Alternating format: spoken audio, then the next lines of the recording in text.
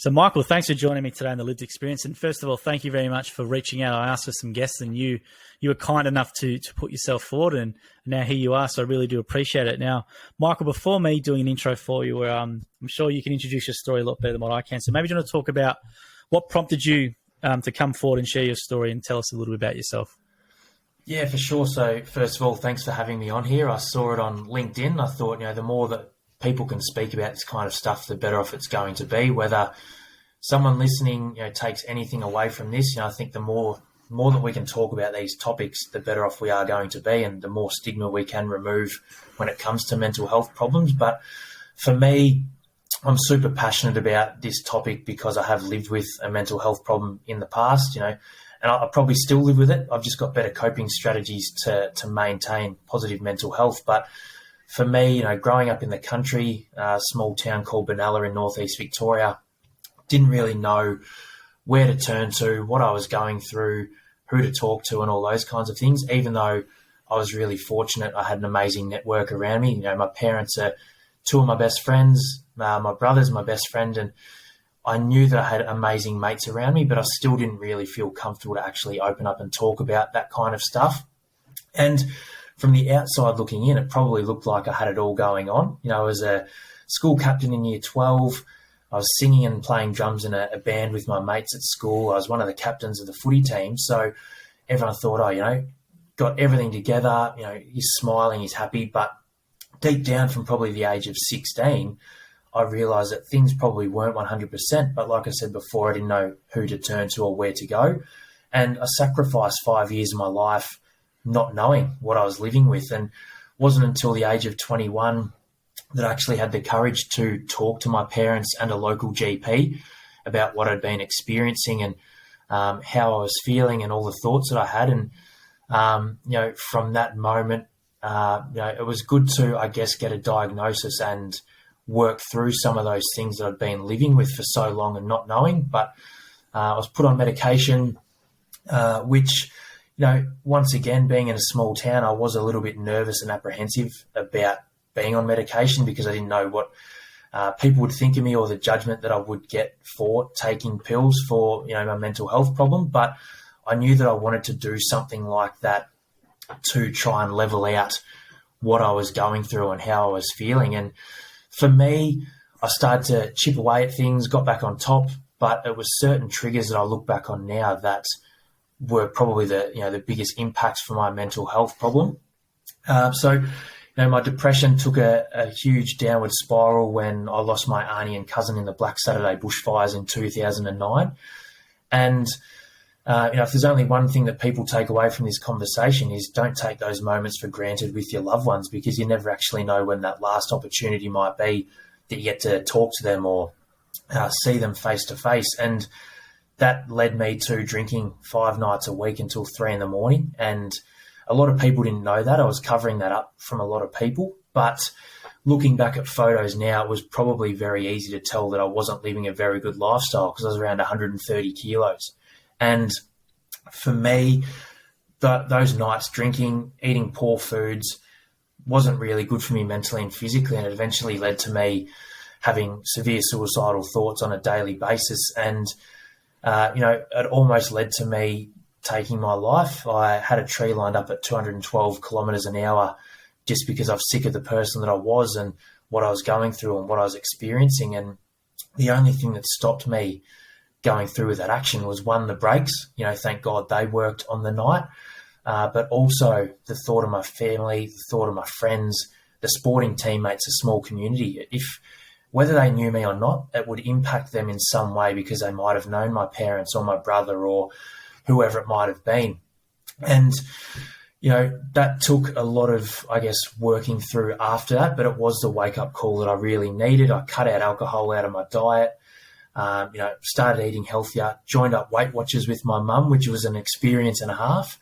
But I put those steps in place because I knew I really needed to do that. But the conversations and, the medication I was having was pretty much wiped out with the lifestyle I was living from drinking so much.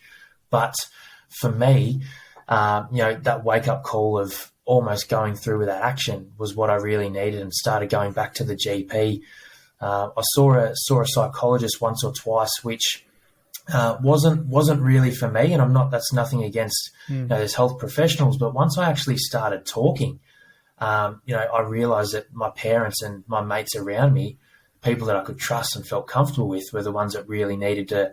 I needed to get me through those tough times. But like I said, healthier lifestyle and, working through certain things and finding better coping strategies, which I'm sure we'll talk about throughout this, were the things that I really needed to do. And that's a brief snapshot of, some of the things that I've been through. But like I said, I'm not 100% and I never will be, but I've got better coping strategies in place, like good food, good night's sleep, more water, exercising regularly. All those things are the things that I really need to do to keep myself in the green zone of the mental health continuum.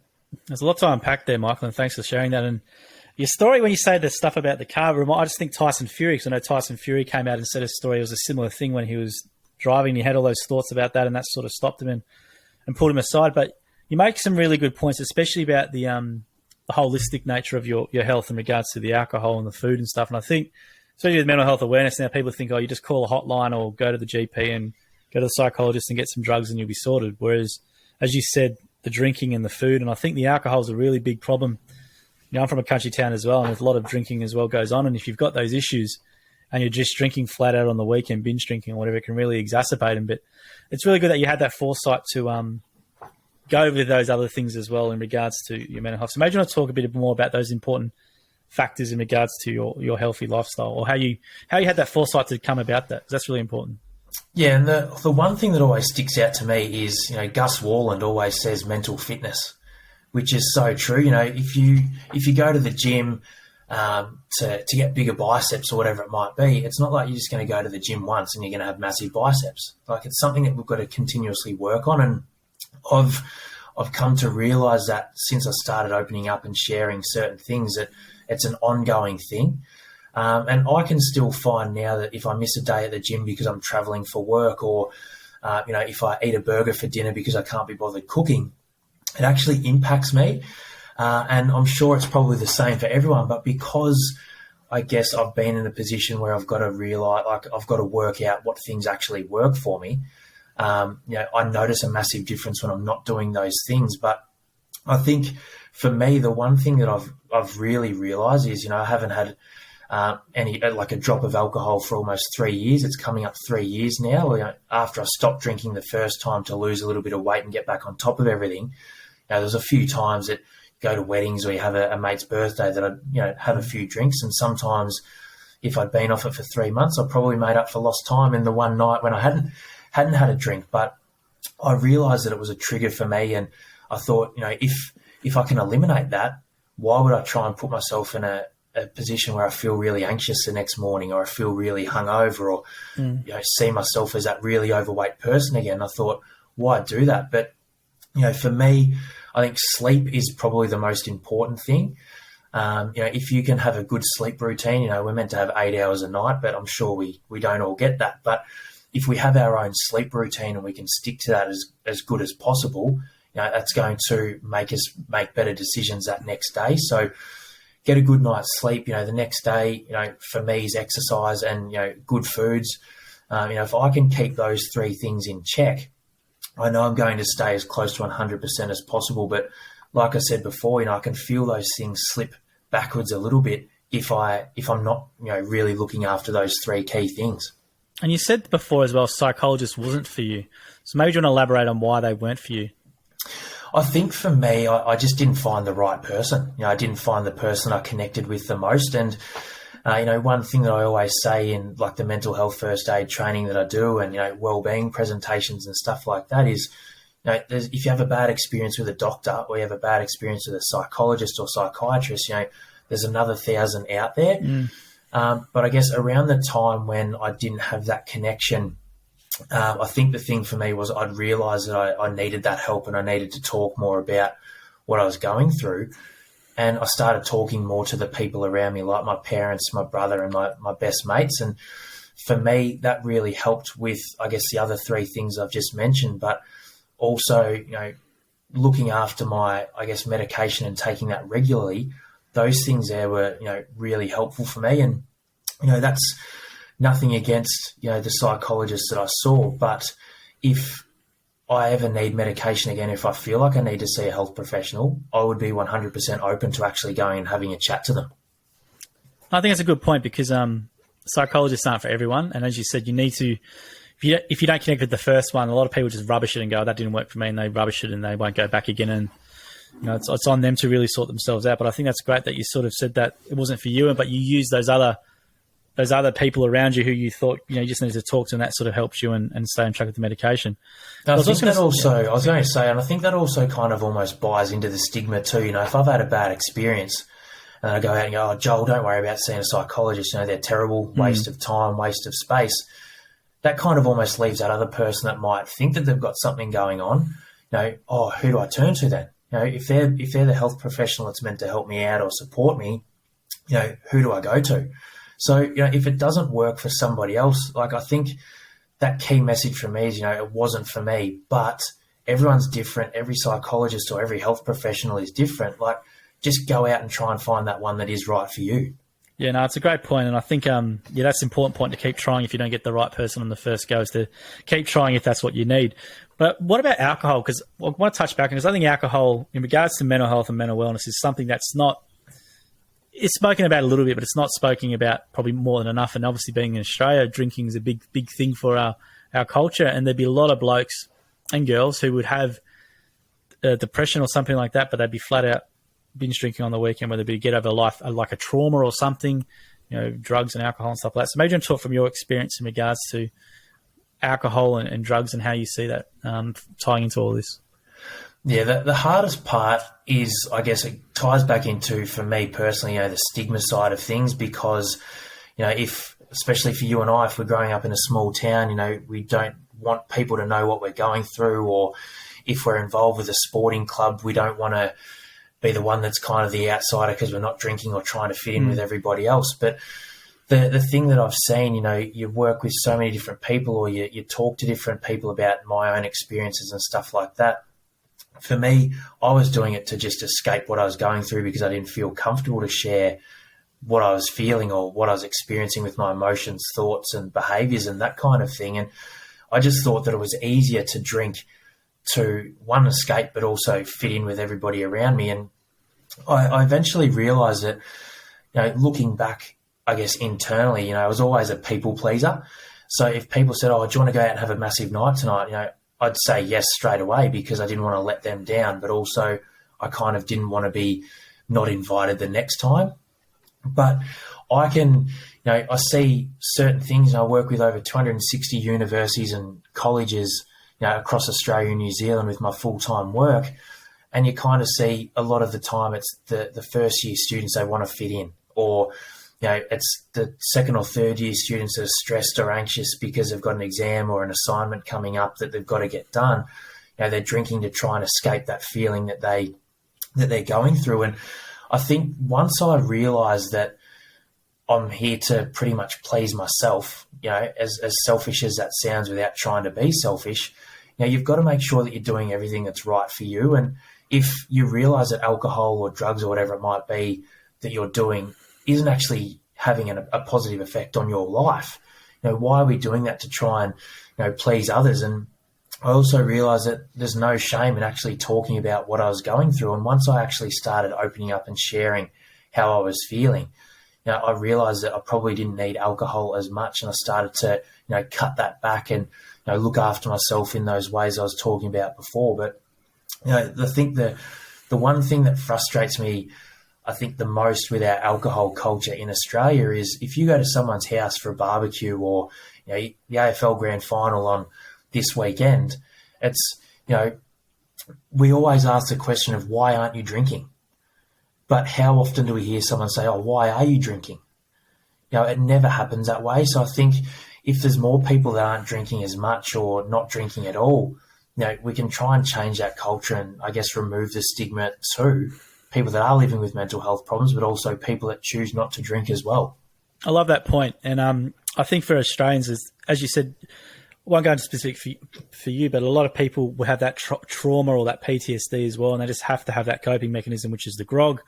and they go to them, relieves the pain for a bit, and then the next day, you said they feel anxious or they feel depressed even more, and then unfortunately certain things may happen. But I was going to say, in regards to your role, do you remember you talk about your role and what you're doing now in regards to this area? Yeah, so for me, I started in the role, I'm the National Services Manager with a company called Alcohol and Drug Education Specialists, and started in the role probably 6.5 years ago. And I'm pretty fortunate to be in this role. It's, a lot of things these days, it's who you know with a lot of stuff. And I knew my boss from my hometown, and he came to me and said, do you want to work with me? I can only guarantee you 1 month of work, but let's do it as a bit of a trial. Let's see what can come out of it. That's 6.5 years later. But for me, I'm lucky I get to travel around Australia and New Zealand when, it's obviously been a little bit different the last couple of years. But before COVID, I was doing around 120 flights a year, educating different groups of people. And for me, it's more that prevention space of educating people around alcohol and drugs. And I always go in, the first message I always share is, I'm not here to tell you what to do, but I'm here to give you as much information so you can make an educated decision. So, we look at alcohol in Australia, like we were just talking about, but we've got some of the harshest drink driving penalties in the world. Yet we're not educated until someone's been caught drink driving, which, makes no sense to me. So can we go into a school or a sports club or a university where there's young people involved and we say, did you know this is how long it takes for alcohol to be removed from your system, and there's nothing you can actually do for it? And you look at some of the faces and they go, wow, I've probably been a drink driver in my time, but I didn't know this information. So we want to try and just educate people as much as we possibly can, talk about some of the ingredients that are used in illicit drugs. So it's actually having an impact on people, and not really a scare tactic, but you can see people's, minds ticking over in their face going like, wow, like I didn't realize that glass was used in an ecstasy pill, stuff like that. It just gets them really thinking, along those lines of, maybe I won't try that, or maybe I didn't know the cost of this drug, so maybe I'll steer clear of it because I didn't know that this is how many people can get addicted to it. So, the more education we can get out there around alcohol and drugs, but then also, looking at the mental health and well-being space, it's pretty much that holistic approach that, alcohol and drugs fit under mental health, or mental health fit under alcohol and drugs. So if we can look at those spaces and come in as a non-judgmental approach, but educating as many people as possible, that's how we can try and educate the communities that they are either living in or with their family and friends outside of where we do those presentations. Awesome. And you're also a mental health First Aid Australia instructor. So maybe you want to talk about that, what that actually is involved. I think the good thing with Mental Health First Aid Australia is that people are starting to recognise that as a brand more now. And I think there's a lot more people doing the course and then doing the instruction course, which I think is 5 days or something like that. So maybe you want to talk about that role itself and what it actually does, and how you help people. Well, that's probably one of the most rewarding roles that I've done. I did my training in 2020, the end of 2020. We just kind of come out of one of the lockdowns when we had about probably 20 lockdowns, but just came out of that, did my instructor training, and then got into it in 2021. And it's an amazing training, and so many people don't realise that it's been around for almost 22 years. And the thing I always say when we talk about lived experience in the training, I always put my hand up and share that I've been through depression, and if I knew that this training was around sooner, or if my family and my friends knew about it, we might have been educated a little bit better, and some of the decisions I would have made would have been better. But it's one of those courses that I always say that it's not really revolutionary, because we know some of the things that we might be able to look out for, but it can really help the skills that we've already got and maybe tweak a few things of how we can go about asking those conversations. What signs can we look out for? What environment can we have that conversation in? Just to make sure that, one, we are noticing those things, and we can try and do everything to prevent, maybe getting to, a mental health crisis. But we're not there to diagnose. We're not there to treat, which is, the most important message around that. What we want to do is notice those signs and link them into a health professional as soon as we possibly can. But we know that, 1 in 5 people, in any 1 year will have a diagnosable mental health problem, but 1 in 2 people won't actually get professional help. So it's a really big number. Now, whether that be the stigma attached or, the fear of judgment or, ashamed or feeling guilty of what they're going through, or if it's just a wait time. You and I can probably relate to this with, smaller communities, and I'm fortunate I had a really good experience with health professionals in my small town, but I've done presentations over the last year and a half, and I hear of people that have to wait 6 months to see a health professional. So, for me as a mental health first aider, I can stand up there and say, we have to do this, this and this, and we're going to get them into a health professional as quickly as we can because it means their recovery is going to be faster. But, how hard is it if we say, all right, Joel, I'm going to make an appointment with you. We'll call the doctor tomorrow. We'll get you into a doctor, and then we'll go see a psychologist or whatever straight away. And then all of a sudden it's a 5-week wait. It makes it really challenging for me to stand up there and say, these are the things that we're going to do. And then people in the group say, but what about this? This is a barrier, or we won't be able to do this. But it's an amazing course. I'm lucky to do it. And it's, good to know those skills and get a little bit more knowledge around it. But, in the last 18, 19 months since doing this training, I've worked with 800 to 850 people that I've put through that training. And, it gives me a lot of hope in this space because I know I'm educating people from different communities, and whether it's with a university or a community group or a sports group and things like that, I know that they can take those skills outside of that environment to, a wider range of an environment as well and help as many people as possible.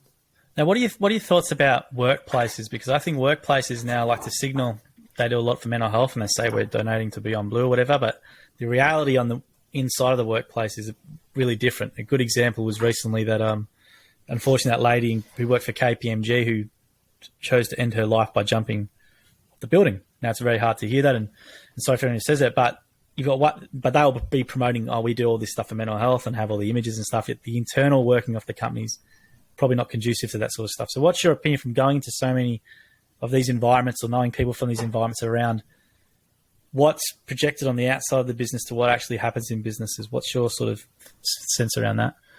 Well, the thing that I always find hard with this, question or topic is you're always going to get a different message from, a group of managers, but also, from the staff, they never do this. They don't do this. We should be doing more of this and that kind of stuff. And I suppose for me, when I'm always going in there and I'm only there for an hour or maybe 2 days, depending on the course that I'm doing, it makes it hard to get a full gauge on what's actually happening. But for me, the thing that I've seen, since COVID, it seems that there are a lot more people doing a lot more stuff to put the time and effort into the well-being of their staff, because I think a lot of people have realised that it has been a challenging time and a challenging period for a lot of people.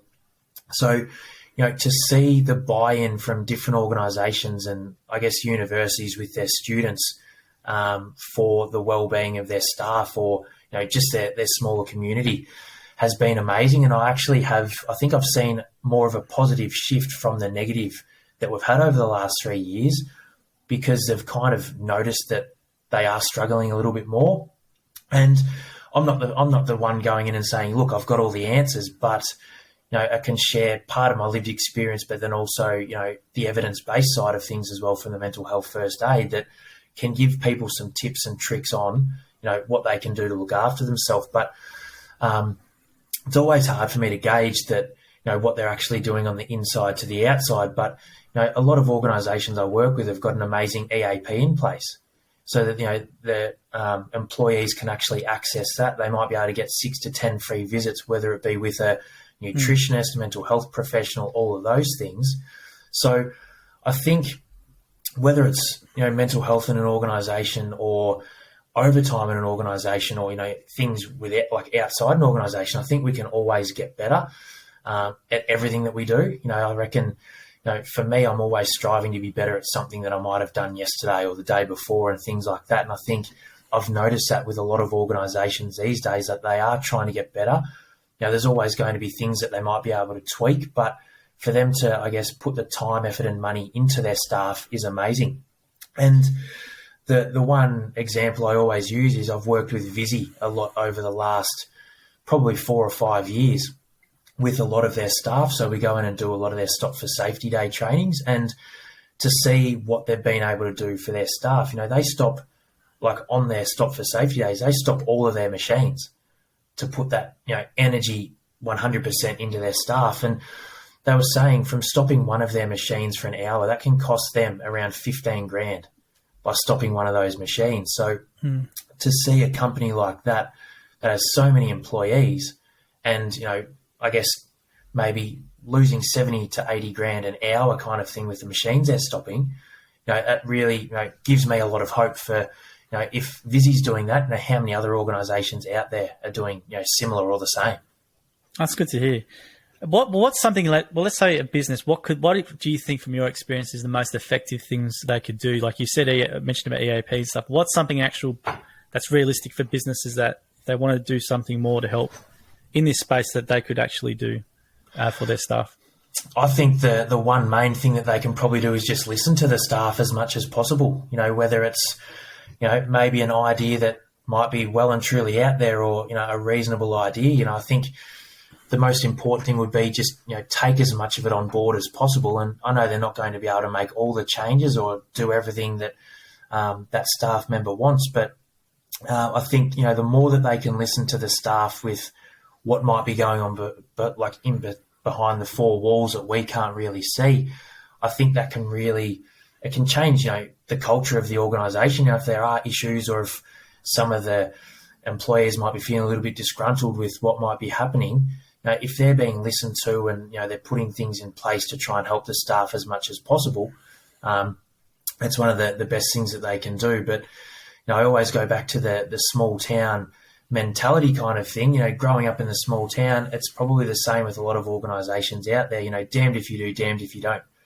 People are going to be happy when something's done, but people are still going to be unhappy when something's done. So I don't think we're always going to be able to please everyone, but I think the more they can listen to the staff and put programs in place, whether the staff think it's a waste of time or not, it just shows that they do actually care and they are looking after the staff and looking out for their well-being.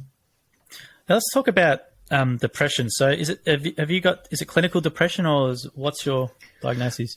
Yeah, so I was diagnosed with clinical depression when I was 21. And like I said, from the age of 16 to 21, didn't really know what I was going through because it was the mental health roller coaster. I was up and I was down. I couldn't really maintain a flat mood for a certain amount of time or, a regular mood for a certain amount of time.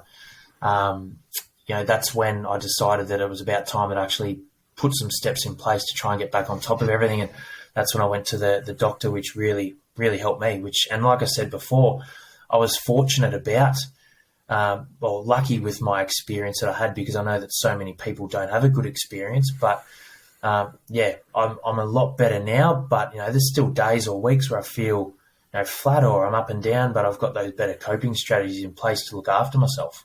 So for people who don't know, like we obviously all hear like most people when they think mental health now, they'll think depression and anxiety, right? But they might not know, they've never experienced it, especially with depression, what it's really affects someone. So can you just maybe talk about how you obviously mentioned at the start with your story, but can you describe it as best as someone who doesn't know, never really experienced it, what depression or what clinical depression did to you and what would it feel like for someone? Can you describe it as best as you can? Yeah, I'll try and do it in a short space because, I went through different stages with mine. It could have been days where I didn't want to get out of bed. You hear that, probably one of the most common ones. I'd stay in bed, whether it was because I didn't feel comfortable to get out of bed, I didn't want to see the day or things like that. But it was also, go back to sleep as well. I was either sleeping too much or then there was times where I wasn't sleeping at all. So, I was always the life of the party. I was always pretty happy. But for me, it eventually went from being that to isolating myself, steering clear of the people that I loved and trusted and felt comfortable with and not actually doing the things that I enjoy. So, love my music and going to gigs and things like that. I was trying to find ways to get out of that kind of stuff and making excuses so I didn't have to see my mates or catch up with them and things like that. So the things for me was, it was either too much sleep or lack of sleep, isolating and not seeing the people that I cared about and they cared about me. Even though I felt like I was isolated and on my own, I knew that there was so many people out there that cared. And I say that I knew when I probably didn't feel like I really knew. But then for me, it was also, I gained a lot of weight, which then also impacted my moods as well. So, the most, I guess, common ones that we've probably heard of were the ones that I was really experiencing. So the isolation, the lack of sleep or too much sleep, eating too much and then gaining weight, but then, also leading to, the severe spectrum of, those suicidal thoughts. And I look back now at the life that I had when I wasn't really educated about this stuff after doing the mental health first aid training. I look back and go, I was living with this. I can just reel off all these things when I look at the list in the training. It's like I can relate to this stuff 100% now. I wish I had have known sooner of what I was going through and what I was living with. But, the lack of enjoyment in activities and then trying to escape with alcohol, all of those things were the stuff that I was really experiencing on a daily basis at times. And it was certain triggers for me that, led me to a lot of those things. Like I said, with the Black Saturday fires, that was probably the biggest trigger for me in my mental health, which, put me back to square one because I was drinking a lot. And, I thought that, lack of education, I've had a bad day, I'm depressed. I've had 2 bad days, I'm depressed. But, you've got to be in that window for 2 weeks or longer to actually have depression. And I look back at that now and go, wow, I was living like this for 5 years. Why the hell didn't I do something about it? But I thought as a young kid living in the country, having fun with my mates, that I thought that I was just meant to be up and down and, drinking beers and all that kind of thing. But then I look back at it and the sleep, the isolation, the lack of enjoyment in activities, the drinking, they were the key things for me that I can look back now and go, that was depression. And, I wish I have known a little bit earlier because I would have got help sooner. I was going to say with going in the country, I don't think people realise, it's even more like your reputation and all that sort of stuff. You can build it up in your head, and it's really embarrassing if you do, or you think it's embarrassing, right? If you had that, especially being a teenager and a young man, if you're doing sports and stuff like that, you can't show any weakness, especially to young men, or it just gets sort of pounced on, doesn't it? Yeah, and that's one thing that I've realised now is, it's not actually. I'm fortunate because I grew up in an emotional family. My dad and my younger brother, we're emotional guys, which has taught me, I guess, to be emotional. And I'm not ashamed to say that. But you kind of do put on that false front when you are out in the public eye. I was putting on that mask in public all the time. I was laughing, I was smiling. Everyone's like, "Oh, Mick's a legend. He's so happy, he's so funny." But I'd get home and I'd treat my family like crap. But you get to game day on a Saturday. Country towns, shops probably close at 12:30. Everyone goes down. They watch footy. They watch the netball. And as soon as you cross that white line, you don't want to show weakness because your teammates are going to go, "Oh, Mick's weak as crap today. Steer clear of him. Why is he even playing today?"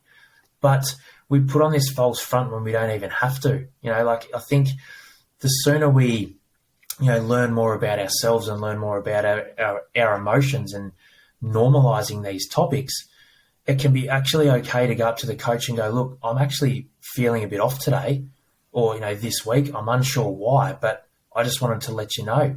Because I think that builds a stronger environment and community when we are actually open and honest with ourselves and the people around us, rather than, going out and playing a bad game of footy and they go, "Oh, but he's normally really good. Why did he play so poorly today?" Now, I think that if we are more open and honest about that within those walls, with a sporting team especially, that's how we break down those barriers, and it normalises it for other people so that if they're experiencing something similar, they can actually go out and get the help that they might need as well. I agree with you, Michael. I think there's definitely being vulnerable takes a lot of courage, right?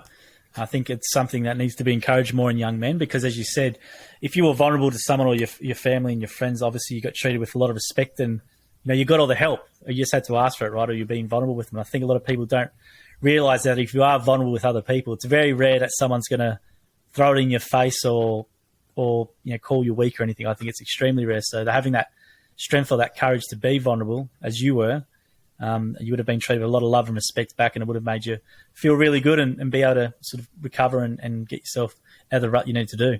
Yeah, and it's interesting, some of the presentations I've done in the past, you get people come up and say, oh, I don't know how you've been through that, or I don't know how you're able to share that in front of a group without getting emotional. I could talk to 100 groups of people, I could do 100 podcasts, and I won't get emotional, sharing certain experiences in my life. But then there's one that catches me off guard and I'll actually get emotional. But I think one of the biggest problems that we make in Australia with our culture is if someone gets upset in front of people, they automatically say sorry. And it's like, what are you sorry about? This is who you are. If you're an emotional person, if it's impacted you, you've got nothing to be sorry about at all. If you get upset, it's actually an amazing thing to see, because that's how we do change the culture. And, like you said, showing that vulnerability, is actually a really powerful thing for not only us as an individual, but showing those other people around us as well. Where'd you get the foresight to do it at a young age? Because you said a lot of really on-the-ball stuff in regards to, as a young man, to come with that foresight's really impressive. I know I wouldn't have been able to do it. And a lot of people, was it something where your parents helped you, or was it when you opened up to your family, they told you should do this and this, or was it just only your own self-realization where you said, I've got to lose some weight, I've got to stop drinking? How did you come about to have that maturity to do it? Because a lot of people don't have that, Michael. You're sort of I think you're probably really rare in how you had that foresight to sort of drastically change your own life with with some personal responsibility, which is very impressive. So is that something where it was just personal responsibility, you took it on yourself, or how did you find that foresight? Well, it pretty much came about, I was at my best mate's 21st birthdays, and I'd probably had about 40 beers. And my girlfriend at the time, she came up to me and just said, I think you actually need some help. And I was like, well, one, looking at the mental health first aid training now, it's like probably not the right time to actually say that to me after I've had about 30 or 40 beers. But I was like, well, if at the time, in a relationship, if she's seen the signs and if she thinks I'm not 100%, maybe I do put the time and effort into myself to actually do something like that. And I waited this Sunday, to get over the hangover. And then Monday I thought, now's the time, I'm going to actually do something like that. So it was probably a little bit of a helping hand, but, went to the GP, had the chat with my parents, and, 2 weeks later, my girlfriend broke up with me. So, bit of a trigger for me, because I felt like in that 2 weeks I'd made a bit of progress. I was chipping away at everything and feeling good. But I guess, it did, I know it sounds very cliche, but those kinds of things really did make me stronger. Not having to do it on my own, but, having the people around me that I felt comfortable with and that cared and loved me so much. That conversation on a Saturday night, probably at the wrong time because I was intoxicated, but it was one of those things I thought, well, I can either do it to try and repair the relationship or, continue that relationship, or, I can keep doing it for myself. And honestly, I did it for both things, but then it obviously didn't play out in the 2 weeks after that. But I thought, I've made that move now. Let's keep chipping away and let's, get back on top of this as much as I possibly can. And it made me learn a lot more about myself. And I think once I was actually myself, it really helped with me, with relationships around me. And I didn't have to pretend to be someone that I wasn't, because the thing that, looking back now, that I've always said, I actually thought the hardest part was opening up and talking about what I was going through. But as difficult as what it was, once I started opening up and sharing how I was feeling, I realized that putting on the mask and going out in public was 10 times harder. So once you actually get it out in the open and say, this is who I am, this is what I'm going through. If you don't like who I am, well and good, I'll do it on my own, or I'll, work in a different circle or get different friends. Once you get it out there in the open, it makes it even easier to actually put steps in place to look after yourself, because the people that stick around you and help you out are the ones that actually really care about me, but also the people that I care about as well. Spot on, mate. I love what you say about the mask, because I think the mask is something I've talked about before, but you're right.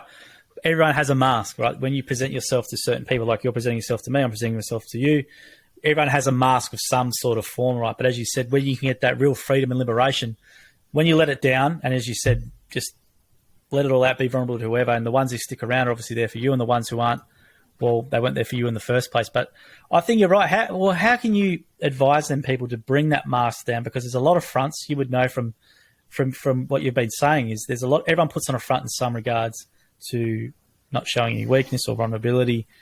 How is it best for someone to pull down that mask? Is it something where you think they should talk to family and friends, or should they confide in their GP and go the psychologist route, or should they use a hotline route? How should someone go about pulling that down?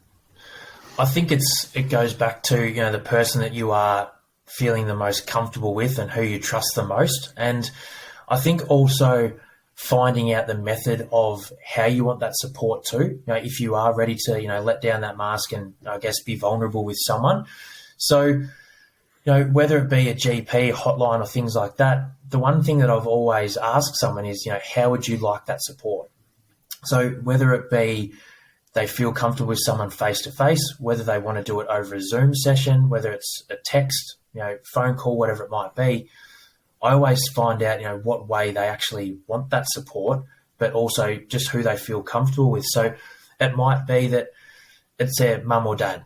And, I know that I'm lucky, and there's a lot of people out there that haven't been as fortunate as me in their lifetime that could probably turn to their parents. But for me, my parents are amazing. But all I say is, find the person that you feel comfortable with and that you trust, that they're not going to go out and share with the whole town, because we know in small towns, rumours and stories can travel pretty quickly. But, just finding who they feel comfortable with and getting it out there, because once you get it out there once, people then know what you might be going through. I never say that I understand what someone is going through, but I can relate. So if they get it out there, if they start sharing, then you can start putting small steps in place to actually getting back on top of everything. So, even if you do feel ashamed of what you're going through, or, you feel like you're going to be judged, find the person that isn't going to judge you. Just find that person you can get that stuff off your chest to, and then start putting things in place, little goals or little steps to try and get back to where you really want to be, because life is meant to be happy, and we'll always be, dealt challenges and harder hands. But, if we can put those things in place to look after ourselves, it's going to be one of the best things that we do. Some great advice. Now, I was going to ask you about, in your role as a mental health first aid trainer, what are some misconceptions or some things that you hear from people around mental illness or mental health? What are some things that are still some big misconceptions that need more education around? Oh, the one, I think the key one is, don't talk about suicide, because, it can put that idea or that thought in their head.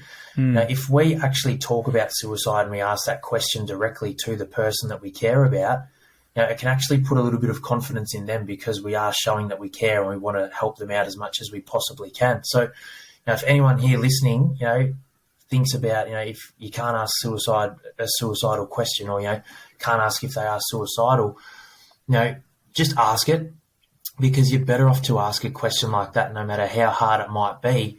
You're better off to ask it because we want to do that, because we care about them, we love them, and we want to keep them safe. So you're not actually going to put that idea in their head, but, it's actually going to be a really good tool to help them out, because the more information we can get out of a situation like that, the better care we are going to be able to give them, whether that's, one-on-one as a trusted friend or a family member, or getting them into a health professional. So I think that's probably the most important one. Let's ask the hard-hitting questions, because the more we ask them, the more it breaks down the stigma, the more comfortable they will feel with it. And, they might arc up at us, say, don't be stupid, I'm not thinking about that. But we're doing it because we care. We're asking that question because we want to make sure that they are okay. And the other one, some of the mental illnesses or mental health problems that aren't spoken about as much, you look at psychosis. The one thing that I guess frustrates me the most is we look at movies, we look at cinema, we look at TV shows. If we see someone in a movie with psychosis, the first thing that they're portrayed as is, the psychotic killer. Steer clear of them. They're going to be crazy, they're going to be mad. But it's actually not the case. So, if we can teach more people about that kind of stuff, there's people out there that believe everything that happens in movies. You look at some of the movies out there and they think, oh, that's got to be 100% real. But if we can break down that barrier and stigma around that they are crazy and things like that, it's going to make it a less judgmental space to not only work in, but to be able to support other people as well.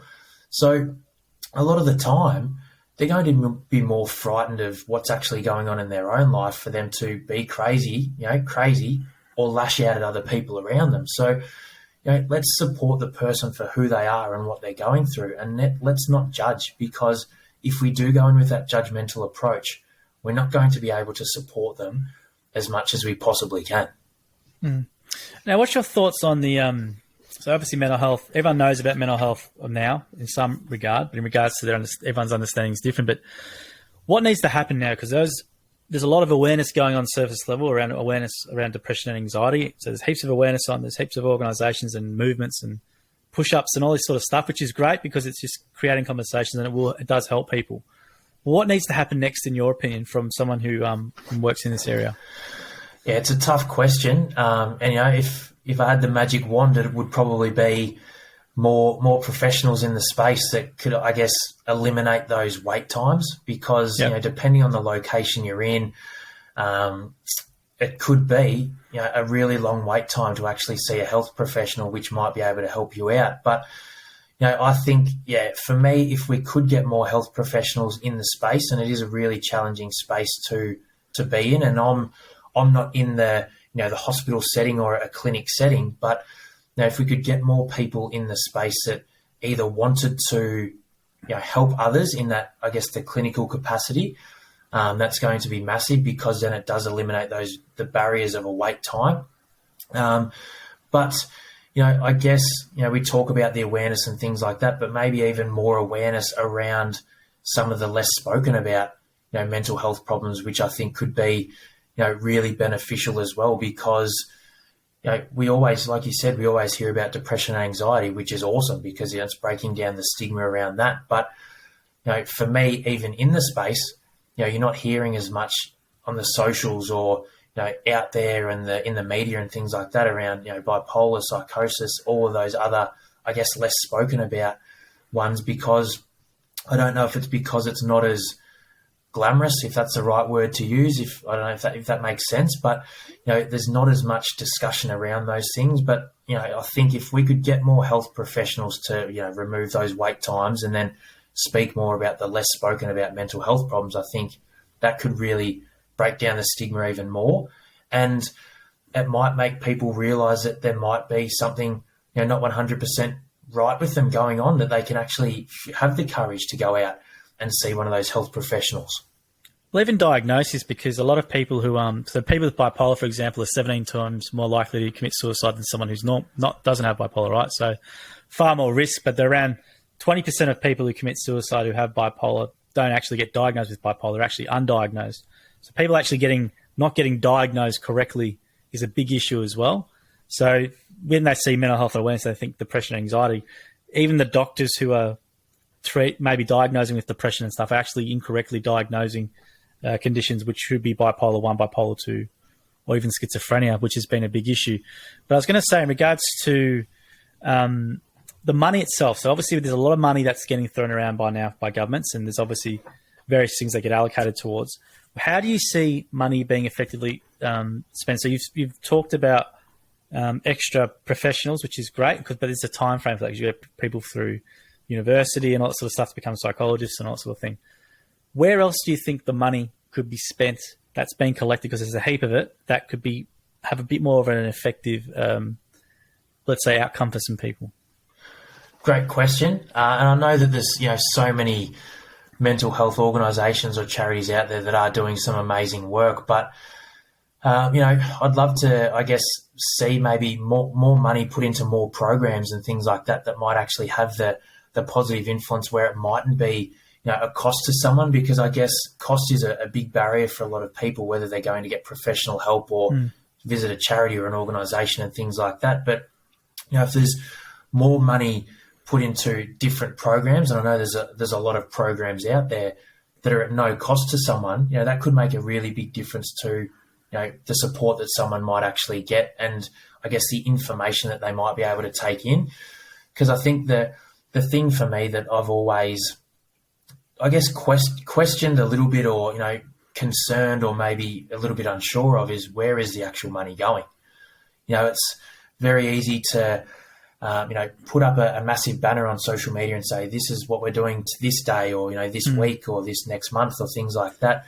I think it's very difficult to know 100% where the money's going, with the amount of employees who've got, social media team or whatever. And that sounds like I'm being very negative, but if we could see more of where the money was going, if it was put into more programs and things like that, that could help some of the people out there that are struggling and that might be able to see a health professional for a little bit. Maybe it's money that they can put into, it goes back to health professionals again, but maybe they can put on free psychologists, or, free counsellors, or whoever it might be, just so they can actually give someone, somewhere to go to get that professional help if they are waiting for a professional in their, hometown of a really small population that it might take a long time to get into.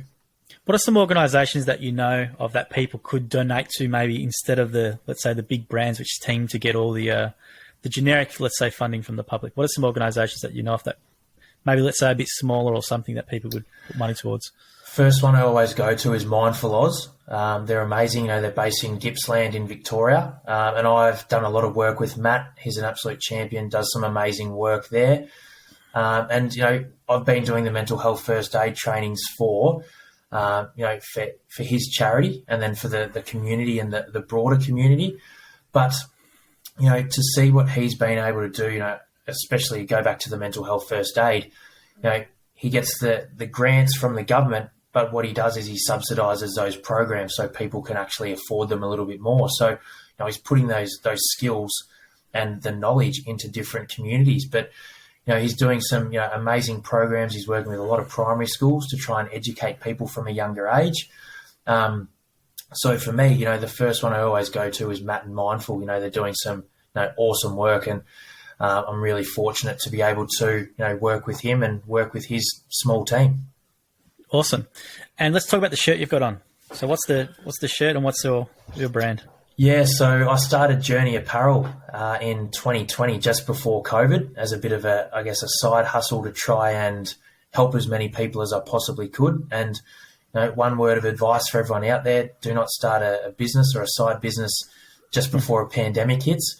But I've been lucky that I don't take a wage from the clothing brand because I've got my full-time job. But it's all about getting people to talk more about mental health and sharing their stories, because everyone's got a story, and that's the hashtag that I use. Everyone has a story, and you could walk around everybody in the street and you could say, what's one good thing that's happened to you today, or one good thing that's happened in your lifetime? What's one bad thing that's happened in your lifetime? And you can really get to know someone a lot more by hearing their story. And the more we share, the more it's going to, break down that stigma and get more people talking about mental health problems, but also seeking help if they actually need it. So the aim of, Journey was to get as many people talking, break down stigma, but, also normalise those difficult conversations, because we're always going to have difficult conversations, but the more that we talk about it, the easier it gets. And, hopefully, I always like to try and put as much time into other people and other things as possible. The brand has probably, lacked a bit of time over the last 2 or 3 months because I've been so busy with my full-time job. But for me, I want to eventually be able to get into a space or a stage where I can earn enough money from this brand where I can go, this person can do mental health first aid this week because they don't have a job at the moment, or they're the president of the footy club and I think they would benefit a lot from this, and that they can actually put some skills back into the sports club or their community. So it's an organisation or a brand to generate conversation, but also I want to eventually get into a financial position where I can put the money into mental health first aid so that it gives people the skills, rather than just donating $1,000 to this organisation when I'm not 100% sure where it's going to go.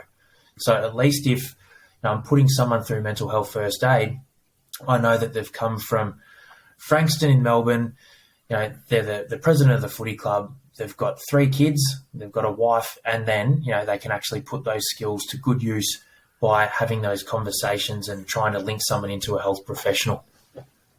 No worries. Thanks. Thank you very much, Mike, for sharing your story today.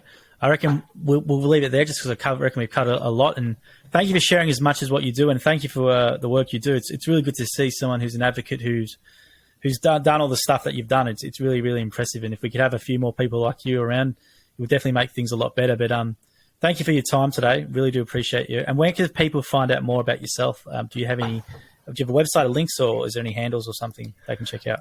Yeah, so Journey Apparel, just check out Journey Apparel, but also, if you want to look at the alcohol and drug education specialist side of things, ADES Australia, check us out, send us a message, or, if you're interested in buying a T-shirt, it's a weird thing, I always feel guilty for selling a T-shirt, but, that's what it's actually all about. If someone buys a T-shirt, there's another conversation started, which is what it's all about. So, yeah, visit Journey Apparel, Instagram or Facebook, and jump into the messages, send us a message.